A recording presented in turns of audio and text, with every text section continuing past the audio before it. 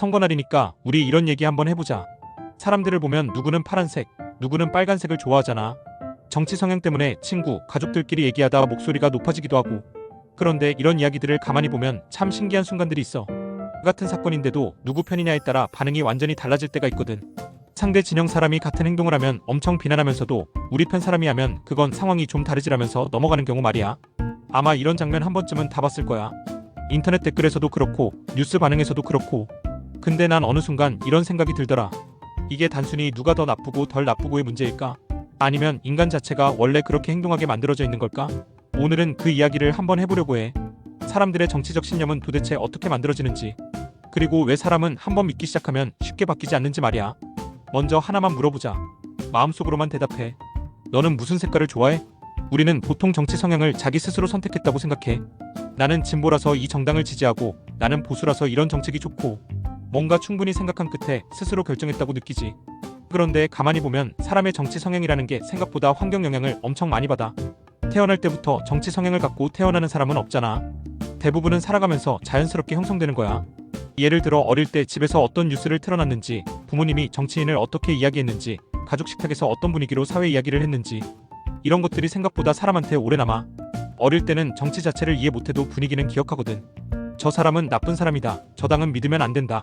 우리 집은 원래 이런 쪽이다. 이런 감정과 분위기가 은근히 머릿속에 쌓여가는 거야.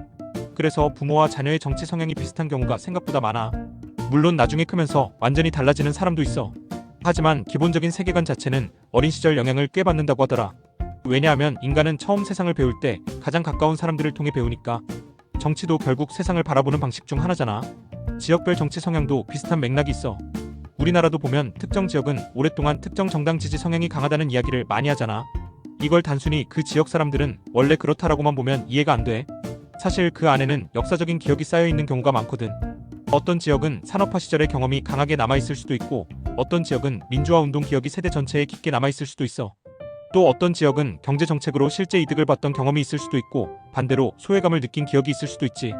그리고 그런 감정들이 부모 세대에서 끝나는 게 아니라 자녀 세대로 넘어가. 그러다 보면 정치 성향이 단순 개인 선택이 아니라 지역 전체의 기억처럼 이어지는 경우도 생기는 거야. 근데 여기서 중요한 건 이게 꼭 누가 세뇌를 했다는 의미는 아니라는 거야. 인간은 원래 주변 환경 영향을 많이 받는 존재거든. 생각해보면 정치 말고도 다 그래. 좋아하는 음식도 말투도 가치관도 심지어 웃는 방식까지 주변 영향을 받으면서 살아가잖아. 정치 성향도 완전히 독립적으로 형성되는 건 아니라는 거지. 그리고 사람은 생각보다 소속감 영향을 굉장히 많이 받아. 우리는 스스로 되게 이성적이라고 생각하지만 사실 인간은 사회적 동물이거든. 혼자 살아가는 존재가 아니라 무리를 만들고 자기 편을 만들고 그 안에서 안정감을 느끼는 존재에 가까워. 정치도 그 구조랑 되게 비슷해. 그래서 시간이 지나면 정치가 단순 의견이 아니라 우리 편 개념으로 바뀌기 시작해. 스포츠 팬덤 같은 거 생각하면 좀 이해가 쉬워. 원래는 그냥 경기 보는 거였는데 어느 순간부터는 우리 팀이 욕먹으면 내가 공격받는 느낌이 들기도 하잖아. 정치도 비슷해지는 거야. 그러다 보니까 같은 사건을 봐도 반응이 달라져. 상대 진영 정치인이 실수하면 역시 저럴 줄 알았다라고 하고, 우리 편 정치인이 실수하면 그래도 맥락은 봐야지라고 말하게 되는 거지. 이걸 단순 위선이라고만 보기엔 어려운 게 인간 심리가 원래 그런 방향으로 움직이기 때문이야. 사회심리학에서는 이런 걸 내 집단 편향이라고 부르기도 하더라. 사람은 자기 집단 사람들에게 더 관대해지고 반대 집단에는 더 엄격해지는 경향이 있다는 거야.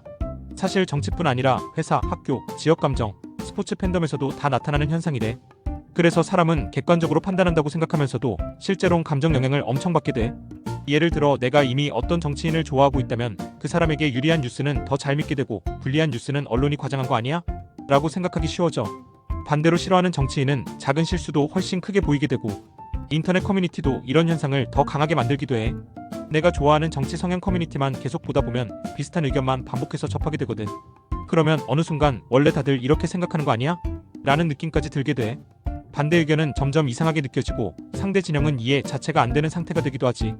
그리고 인간은 원래 자기 신념과 충돌하는 정보를 굉장히 불편해해. 예를 들어 내가 오랫동안 믿어왔던 정치인이 사실은 잘못한 부분이 있다는 정보가 들어오면 마음이 편하지가 않거든. 왜냐하면 그걸 인정하는 순간 내가 그동안 믿어왔던 시간과 감정까지 흔들리는 느낌이 들기 때문이야. 그래서 사람은 자기도 모르게 자기 믿음을 지켜줄 정보만 찾기도 해. 유리한 기사만 공유하고 불리한 뉴스는 무시하고 자기 편 유튜브만 계속 보게 되는 거지. 물론 모든 사람이 그런 건 아니야. 하지만 인간 자체가 원래 그런 방향으로 움직이는 경향은 분명히 있는 것 같아. 가끔 정치 토론을 보면 서로 논리 싸움을 하는 것 같지만 사실은 감정 싸움에 가까운 경우도 많아. 왜냐하면 정치에는 단순 정보만 들어있는 게 아니라 사람의 인생 경험과 감정이 같이 들어가 있거든. 어떤 사람은 집값 문제 때문에 특정 정책에 분노할 수도 있고, 어떤 사람은 취업난 때문에 세상에 대한 불만이 커졌을 수도 있어. 또 어떤 세대는 민주화 경험이 정치적 가치관에 큰 영향을 줬을 수도 있고, 어떤 세대는 경제 성장 경험이 더 중요하게 남아있을 수도 있지. 그러니까 정치 성향이라는 건 단순히 이 정책이 좋아서만으로 만들어지는 게 아니라 그 사람이 어떤 시대를 살았고 어떤 감정을 느끼며 살아왔는지와도 깊게 연결돼 있는 거야. 그래서 정치 이야기가 어려운 것 같아. 단순 논리만으로 움직이지 않으니까.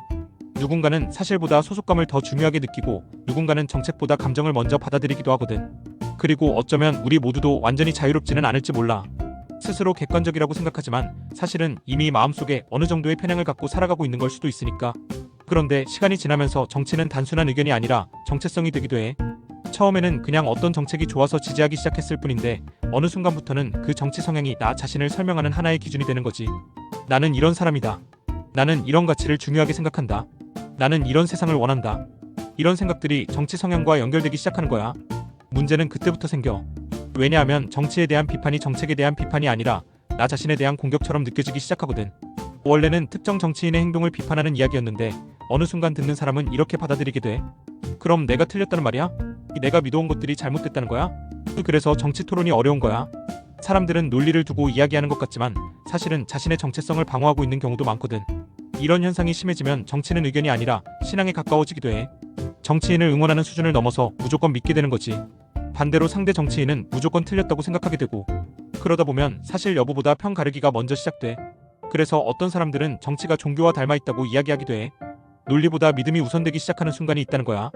그리고 바로 이런 이유 때문에 정치 성향은 생각보다 쉽게 바뀌지 않아. 가끔 사람들은 이야기해. 사실을 보여주면 생각이 바뀌지 않을까? 그런데 현실은 그렇지 않은 경우가 많아. 왜냐하면 정치 성향이라는 건 단순한 정보의 문제가 아니기 때문이야. 그 안에는 오랜 시간 쌓인 경험과 감정이 들어있어. 가족과 나눴던 대화, 뉴스를 보며 느꼈던 분노, 경제적으로 힘들었던 시절, 어떤 정책 덕분에 도움을 받았던 기억, 반대로 상처를 받았던 경험, 이런 것들이 모두 쌓여서 정치적 신념이 만들어지거든. 그래서 새로운 정보 하나가 들어온다고 해서 쉽게 바뀌지 않는 거야. 오히려 사람은 자신이 틀렸을 가능성을 인정하는 순간 큰 불편함을 느끼기도 해. 심리학에서는 이런 현상을 인지부조화라고 부르는데, 쉽게 말하면 내가 믿어온 것과 현실이 충돌할 때 느끼는 불편함이라고 생각하면 돼. 그래서 사람은 생각보다 진실을 찾기보다 자신이 믿어온 것을 지키려고 할 때가 많아. 그런데 여기서 한 가지 궁금한 게 있어. 연령대별로는 어떨까? 우리가 흔히 이런 말 하잖아. 젊을 때는 진보고 나이 들면 보수가 된다고. 실제로 선거 결과를 보면 고령층에서 보수 성향 정당 지지율이 높게 나타나는 경우가 많아. 그래서 정말 사람은 나이가 들수록 보수가 되는 걸까? 이 질문은 생각보다 오랫동안 연구되어 온 주제야. 실제로 정치학 연구들을 보면 나이가 들수록 보수화되는 경향은 어느 정도 존재한다고 해. 이유는 의외로 단순해. 잃을 것이 많아지기 때문이야. 20대는 아직 만들어가야 할 것들이 많아. 집도 없고 자산도 적고 직장도 불안정한 경우가 많지. 그래서 현재의 시스템을 바꾸자는 주장에 상대적으로 열려있는 경우가 많아. 하지만 나이가 들고 자산이 생기고 가정을 꾸리고 은퇴를 준비해야 하는 시기가 되면 생각이 조금 달라질 수 있어. 변화를 통해 얻는 것보다 잃을 수 있는 것이 더 크게 보이기 시작하는 거야. 그래서 안정과 예측 가능성을 중요하게 생각하게 되고, 이것이 보수적 성향으로 이어지는 경우가 많다고 해. 그런데 여기서 이야기가 끝나지는 않아. 최근에는 전혀 다른 해석도 나오고 있거든. 사람이 변한 것이 아니라 세상이 변한 것일 수도 있다는 거야. 예를 들어 1980년대에 굉장히 진보적인 생각을 가지고 있던 사람이 있다고 해보자. 그 사람은 지금도 비슷한 생각을 가지고 있을 수 있어. 그런데 사회는 40년 동안 엄청난 속도로 변했어. 그러면 그 사람은 변하지 않았는데도 상대적으로 보수처럼 보이게 되는 거야. 정치학에서는 이런 현상을 세대 효과라고 설명하기도 해. 즉, 사람 자체가 바뀌는 것도 있지만 그 사람이 살아온 시대가 정치 성향에 큰 영향을 미친다는 거지. 그래서 같은 20대라도 세대마다 정치 성향이 다를 수 있어. IMF를 경험한 세대, 민주화 운동을 경험한 세대, 취업난을 경험한 세대, 부동산 폭등을 경험한 세대. 각 세대는 서로 다른 시대를 살아왔기 때문에 세상을 바라보는 기준도 달라질 수밖에 없어. 그리고 사실 정치 성향을 바꾸는 가장 큰 이유는 나이보다 경험일 수도 있어. 취업, 결혼, 출산, 주택 구입, 사업, 실패, 실직, 경제 위기. 이런 사건들은 사람의 가치관을 크게 흔들어 놓거든. 예전에는 당연하게 생각했던 것이 더 이상 당연하지 않게 되기도 하고, 반대로 이해하지 못했던 사람들의 입장이 이해되기 시작하기도 해. 그래서 어떤 사람은 진보에서 보수로 이동하기도 하고, 어떤 사람은 보수에서 진보로 이동하기도 해. 중요한 건 정치 성향이 단순히 나이 하나로 결정되는 것이 아니라는 거야. 결국 정치 성향은 한 사람의 인생 전체가 만들어낸 결과물에 가까워.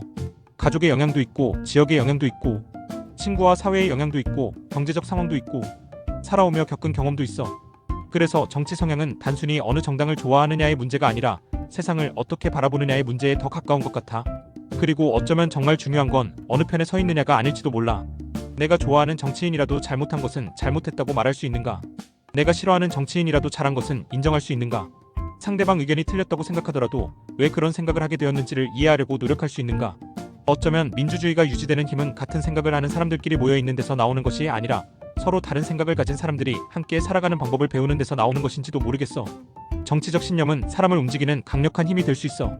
하지만 그 신념이 우리의 시야를 좁히기 시작하는 순간 우리는 사실보다 편을 먼저 보게 될지도 몰라. 그래서 가끔은 이런 질문을 스스로에게 던져보는 것도 좋을 것 같아. 나는 정말 스스로 생각하고 있는 걸까? 아니면 내가 속한 집단이 생각하는 것을 내 생각이라고 믿고 있는 걸까? 어쩌면 정치를 이해하는 첫걸음은 상대를 바꾸는 것이 아니라 자기 자신을 먼저 돌아보는 것에서 시작될지도 모르니까. 앞으로는 나와 다른 편에 서 있는 사람이라도 잘한 건 칭찬하고 우리 편이라도 잘못한 건 비판하는 냉정하고 합리적인 사람이 되어보는 건 어떨까? 오늘 투표하고 왔다면 좋아요 한 번씩 눌러줘.